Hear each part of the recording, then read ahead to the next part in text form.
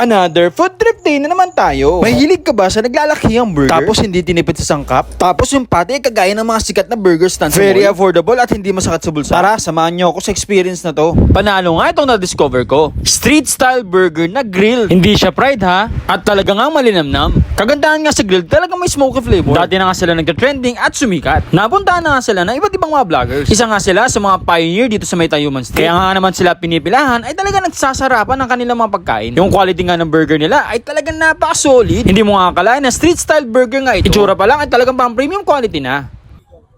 Hi guys, nandito tayo ngayon sa may Herrera Street, malapit sa SM San Lazaro Mall. So, nandito tayo sa kahabaan ng Herrera Street at nakita natin na maraming talagang street food dito. Diba? Pero ang pumukaw sa aking paningin guys, itong Grilled Joshua Burger. Na nagtitinda ng grilled burger, guys, hindi siya prito, hindi siya fried. Grilled burger siya. Diba? Tapos, homemade yung kanilang patty, mix of pork and beef. Tara, tikman natin. Very affordable nga at hindi talaga bubutas ng bulsa. Ito nga yung kanilang menu, i-post nyo lang. Mix of pork and beef nga lang naman ang kanilang patty. Kaya naman pala talaga nagsasarapan ito. At nakakatawa nga si ate, talagang very high quality. Kasi nga hindi naman nila talaga tinipid yung mga burgers nila. Kaya naman pala talagang binabalik-balikan sila. At para hindi magsawa ang tao, ay nag-offer na rin sila ng mga rice meals kagaya ng sausage with rice at syempre yung kanilang burger steak na sa halagang 65 pesos lang ay matitikman mo na. Very student friendly yun at very budget meal talaga. At syempre meron din sila mga hotdog varieties na for as low as 70 pesos lang ay mabubusog ka na talaga. Kitang kita mo naman na talagang hindi yan tinipid. Halos nag-uumapaw na nga sa dressing at pati sa mga veggies. At ganyan talaga nila sinaserve sa mga customer nila. Syempre napa-order na rin nga tayo at halos in-order na nga natin lahat para mas matikman natin. Takam na nga talaga ako. Kaya wag na natin patagalin. Tara, kain na tayo. Okay guys, nandito tayo ngayon kay Joshua's Grilled Burger. Dito nga lang yan sa may Herrera Street ng malapit lang nga nasa sa SM Lazaro Mall. Okay? So ito na yung mga product na ino-offer nila sa mga customer nila.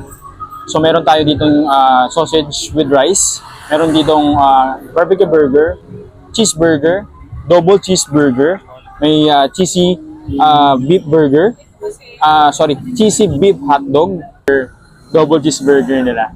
Parang na-curious ako dito kasi naman yun yung presentation, sobra talagang para siyang nabibili sa mga mall, yung mga sikat na burger meals. Patikman natin guys.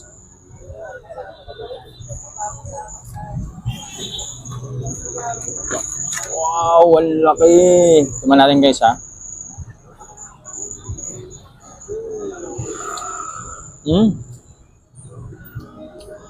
Sarap ha. Ang sarap ng burger, burger patty guys, ang sarap kasi homemade to guys ha. It's combination of pork and beef. Panalo to. One more. Sarap. Tapos, tikman din natin yung kanilang, itong kanilang barbecue. Yan ha.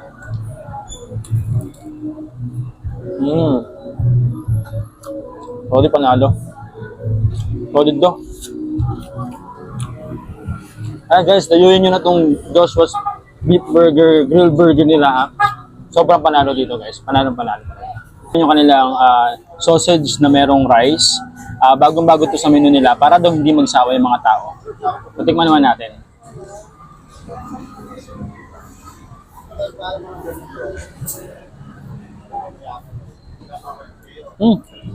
Panalo yung sausage ha.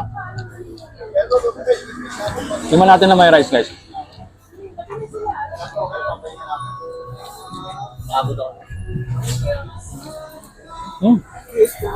Panalo. Ang sarap ng sausage.